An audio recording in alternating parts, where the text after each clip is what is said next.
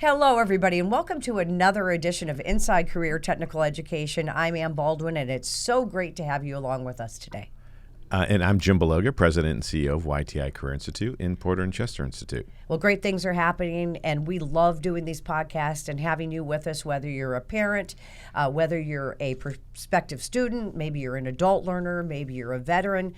We've got a great success story today, and it is a veteran. And we've got with us today Eric Blacker, who graduated from YTI Career Institute. Eric, thank you so much for taking time to be on the program today. Good to be here. So let's start, Jim. You know, I had the opportunity to speak with Eric before we do these podcasts, like I do all the folks. And he's just one more example of all the success stories that come out of these campuses. It's just incredible. So, Eric, why don't you start telling our audience a little bit about what happened? Where were you? I know you're an adult learner. You're also a Navy veteran. So what happened? You're in your 50s. And how did you end up at YTI?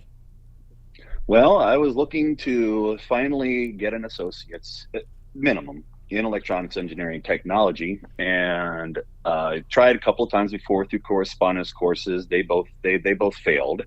Drove truck most of my life and decided that it was taking too much of an abuse on my body, and I have a young family, so I wanted to be home and be daddy more often. And I decided that because the VA offered voc rehab, I said, hey, let's get that, and here I am now with an associate's degree in electronics engineering technology. Yeah, no, it's a great story, and I want to just say thank you for your service to our country. Being proud to serve.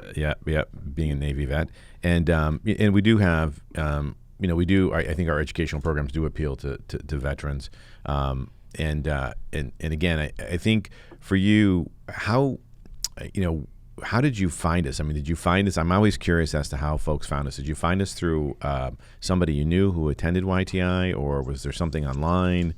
Do you remember how? Basically, when I spoke with my vocational rehabilitation counselor, she told me to find a good institute that had a solid program that was accredited, and I looked at a couple of different options, and I settled on YTI mostly due to proximity to where I lived, because my other choice was another school that was a lot farther away, and wasn't really looking forward to that commute. And seeing as how COVID hit right before I started school, that was a good thing.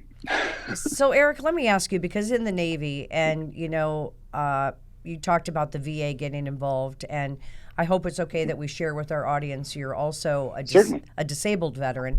What is it that you did in the Navy that kind of piqued your interest in getting into electronics engineering? Well, when I joined the Navy, I signed up in a 6-year obligation program, which guaranteed me an A school and a C school. And I went in and I chose to do interior communications electrician, I-Seaman, and it was a great course. I had basically the equivalency of a 2-year degree in about 5 months as far as education in electronics goes.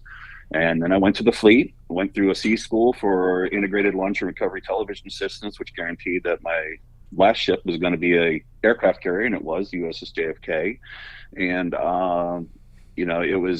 ever since then, I've just been in love with electronics. When I joined the Navy, I didn't even know which side of a battery was positive. So here I am. I'm working on variable analysis at the component level and fixing things as small as pepper flakes. So I mean, that is a great story, and I think for so many folks pursuing education, you really don't know what you don't know until you put your foot in the water and you start to test something and you like it.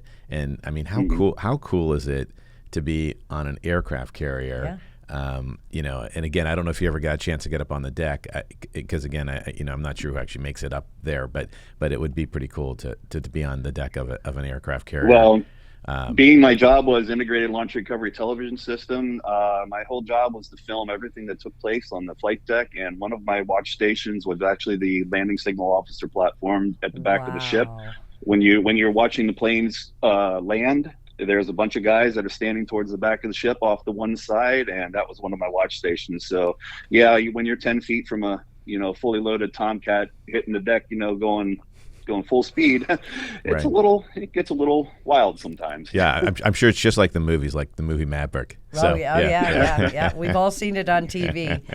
So you graduated not that long ago, January 2022, and we all know what happened around that time, and it's that big bad COVID. So how did COVID impact your education? Were you able to kind of zig and zag? Well, our first couple of months was completely online. The only time I saw my instructor before, I think the second or third month that we were in school, was when I went to pick up all of my materials. And so the first 2 months were completely online. And from then on, we did kind of a online / in school, in person thing for the rest of the school. It was interesting. It wasn't the traditional, college education because of that, but it was still very effective. Well, that's great to hear, Eric. I mean, we had COVID hitting in March of 2020, and and we were, I think the whole world was effectively mandated, at least in the U.S. I mean, we're mandated for I think 2 or 3 months. Maybe a little bit more than that, where we couldn't have anybody in our campuses, in our buildings. And, again, as a school, we pivoted to try to do the best we could for our students in terms of providing relevant education during that time so that they didn't lose any time. Because, again, I mean, time is money. So, that was something that we all learned a lot from. And I'm glad that Eric had a good experience, because we tried our hardest to help all of our instructors pivot from, being really a 100% residential school to moving to a hybrid school where your lecture's online, and then you come into school and you practically apply the theory that you've learned online in our industry modeled labs. And it's great to hear that we were able to provide that education, to Eric, because again, these were highly irregular and unusual times. Yes, but it's still a hands-on career. It's a hands-on career. So it sounds like you got the most of it. Yeah. The best of it, rather. So the other thing I want to talk about, Eric, is part of your program, Jim, is an externship. Talk about where you did your externship and the value of that, Eric, because a lot of people don't know that you actually, while you're taking these classes, also have that exposure to the industry. Absolutely. I worked for Dorman Products at the time in Lewisberry, PA, and I was working on automotive electronics, little boxes and things that are under your hood. And I was doing, like I said, troubleshooting all the way down to the individual component level. We were doing remanufacturing. So these were already built in service and came back with problems. So every single unit we had to repair. So that was a great exposure to troubleshooting, to working with the extremely small, surface mount components, and learning how to make things work. Running jumper wires and such. It was just a great experience overall as far as the learning aspect of it. Yeah. Yeah, that's great to hear. And how much of your education in our industry modeled labs transferred over to that externship site? I mean, again, because our education is meant to present you with a theory, and then for you to practically apply that theory and build your tangible skills. So I'm sure our viewers would love to hear how that process worked for you as you moved into your externship. Well, a lot of what I learned in school, a lot of the terminology, that's a big one. Knowing exactly what to say and how to ask questions. That's what the education gave me, was the ability to voice my curiosity in a clear and concise manner, in a way that, when I went to my supervisor there, he understood what I was asking. And that was a big help. Plus, of course, the basic knowledge of electronics, you have to have that. You have to have that going into a career like that. Right. So, Eric, I think it would be interesting for people watching, this podcast to understand, at 52 years old, as a Navy veteran with a young family, what are you doing today? And what advice do you have for people out there who might be considering a change in careers? Well, today I work for Pennsylvania Scale Company in Lancaster, PA. I'm ostensibly the head of technology here. I handle the customer service calls, the support calls. I handle researching our own equipment. I'm now working on updating manuals, technical manuals for equipment, that sort of thing. And my advice to anybody, especially later in life like this, is, hey, if you need to do it, just go for it. It's going to be hard. It's not going to be easy.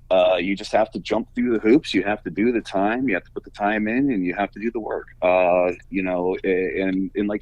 like old Winston Churchill said, if you're going through hell, keep going. I think that's my favorite. Sorry, go ahead. Yeah, go ahead. Well, I said that's my favorite country song. When you're going through hell, keep on going. Yeah. So what were you saying, Eric?